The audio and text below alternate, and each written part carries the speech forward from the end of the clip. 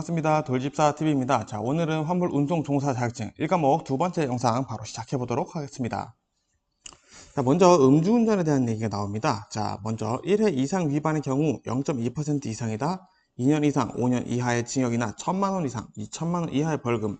자, 기본적으로 음주운전은 벌금이나 징역이 조금 셉니다. 그래서 그거 좀 알아두시면 되고, 0.8에서 0.2 미만이다. 1년 이상, 2년 이하의 징역, 500만 원, 1,000만 원.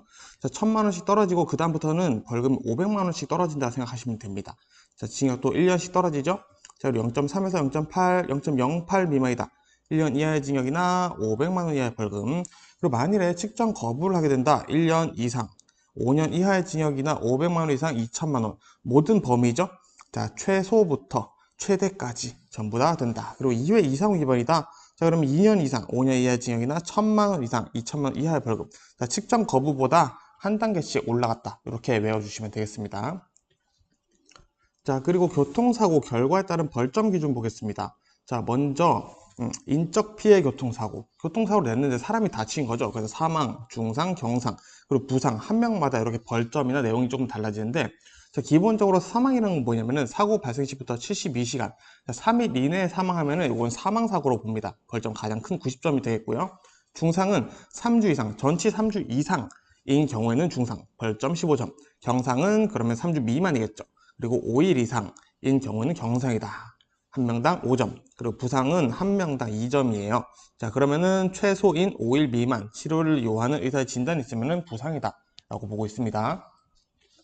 자, 그리고 교통사고 중에 과속사고. 자, 모든 게 다 과속이라고 볼 수는 없는데 어떤 기준이냐? 일단 기본적으로 어떤 도로의 최고 속도가 50km인 거예요. 근데 20km를 초과해서 뭐 70 이상으로 달렸다? 그러면은 이거는 과속 사고다 라고 볼 수 있다는 게 요 밑에 내용에 나오는 거죠.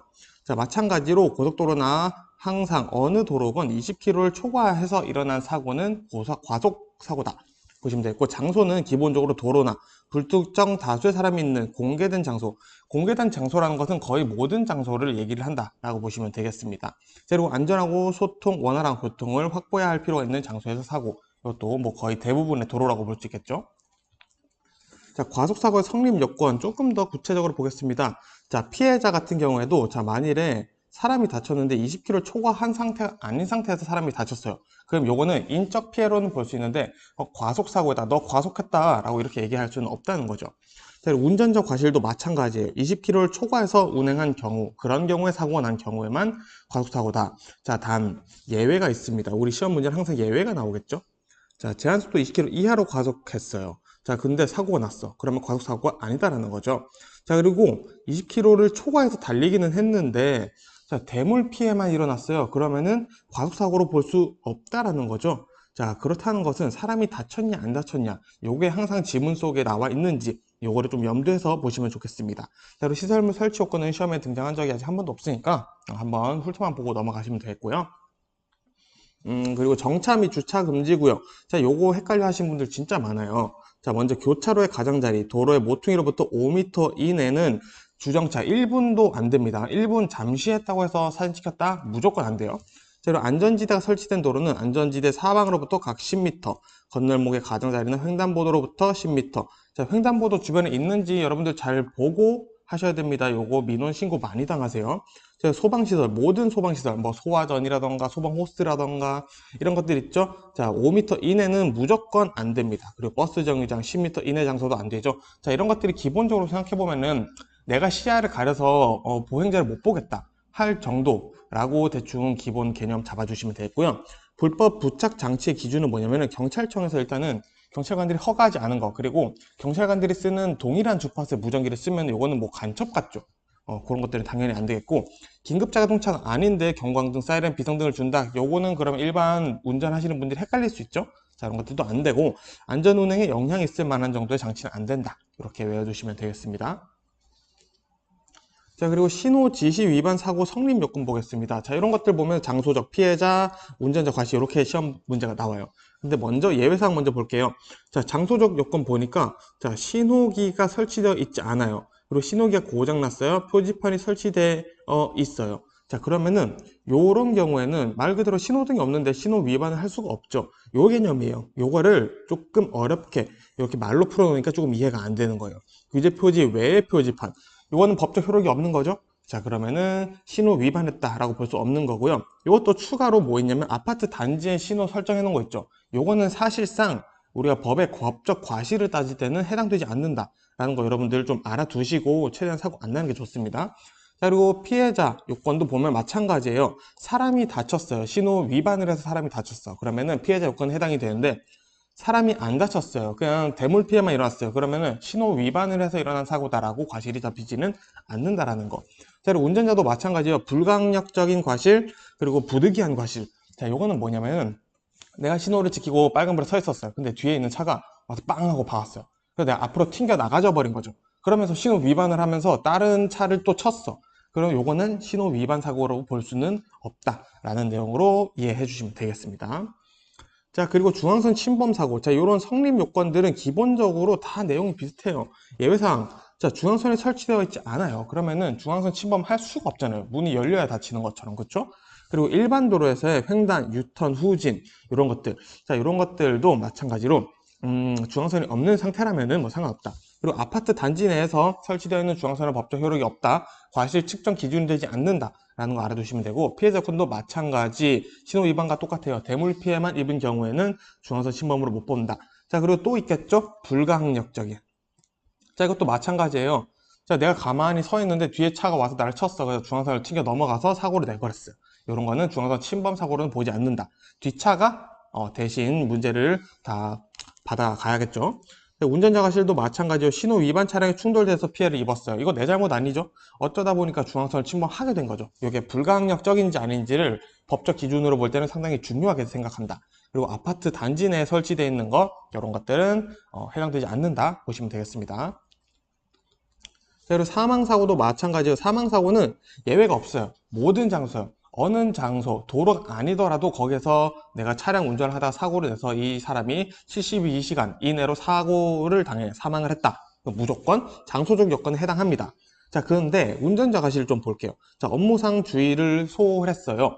자, 이러면은 사고, 내가 잘못한 거 맞죠? 자, 근데 자동차 본래 운행 목적이 아닌 작업 중 과실로 피해자가 사망한 경우에는 요게 사망사고가 아니다라고 얘기하는 건 아니고 요거는 안전사고의 개념이 들어간다는 거예요. 내가 지게차 운전을 해요. 근데 내가 운전을 잘못해가지고 사고가 났어요. 자, 이거는 사망사고이기 이전에 먼저 안전사고에 대해서 법적 책임을 물고 간다. 그리고 운전자의 과실을 논할 수 없는 경우 애매한 거죠. 예를 들어서 뭐 이렇게 했는데 뭐 무단횡단에서 갑자기 뛰쳐들어왔어요. 근데 이게 너무 누가 봐도 정말 100% 1000명이면 1000명 다 운전 보행자가 잘못했다라고 얘기를 한 거예요. 그 정도 되면은 이게 운전자 잘못이라고 할 수 없는데 또 장비에 문제가 있었어. 그러면은 이것도 안전사고라고 보는 게 맞겠다라고 얘기를 하는 거죠. 피해자 여건도 마찬가지예요. 자, 피해자가 보니까 자살하려고 일부러 뛰어들었어. 아니면 보험금 타려고 일부러 뛰어들었어. 이런 거 같은 경우에는 사망사고로 보지 않고 저거는 자살이다. 대신 안전사고로 문제가 좀 될 수 있겠다라고 볼 수는 있겠죠. 자, 그리고 도주사고 적용 사례 보겠습니다. 도주사고는 여러분들이 일단은 개념을 잡으셔야 되는 게 뭐냐면은, 첫 번째로는 일단은 내가 후속 조치를 했느냐. 그리고 내가 도망가지 않았느냐. 뺑소니죠.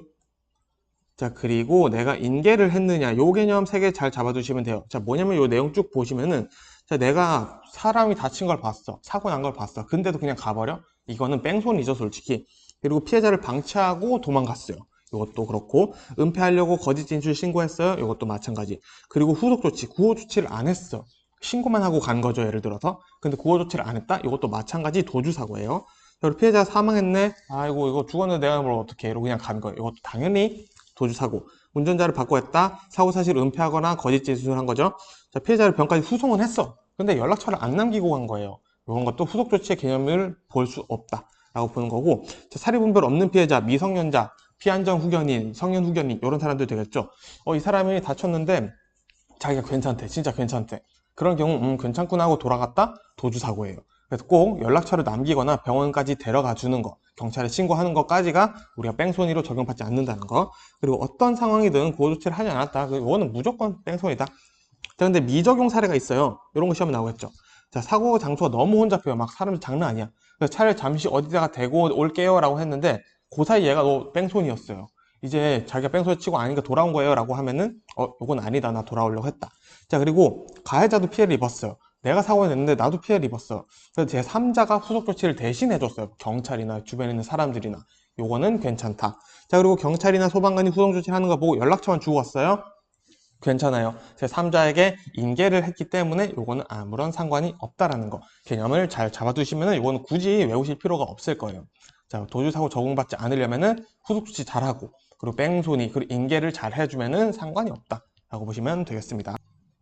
자, 여기까지 조금 짧게 빠르게 좀 말씀드렸는데 혹시 속도 빠르시다 하시는 분은 유튜브에서 속도 제어하는 톱니바퀴 누르시면은 조금 천천히 들으실 수도 있고 보통은 빨리 해놓고 근데 들으시더라고요. 그래서 제가 좀 빨리 하기는 했습니다. 자, 일단은 여기까지 1과목 마무리 다 되었고요. 다른 내용들도 사실은 많지만 제가 말씀드린 내용만 충분히 외워도 합격 가능하다. 우리 합격 점수는 60점이라는 거 여러분들 잊지 마시고 너무 고득점 받으려고 노력하지 마세요. 최소의 노력 그리고 최대 효율을 내고자 하는 게 어떻게 보면은 국가시험 자격증들의 목표이지 않나 라는 생각이 또 듭니다. 자, 그리고 이제 앞으로 우리도 이제 앞으로 들을 과목도 많고 하니까 앞으로도 힘내서 공부 열심히 해보셨으면 좋겠습니다. 저는 이 과목으로 또 인사드리겠습니다. 고생 많으셨습니다.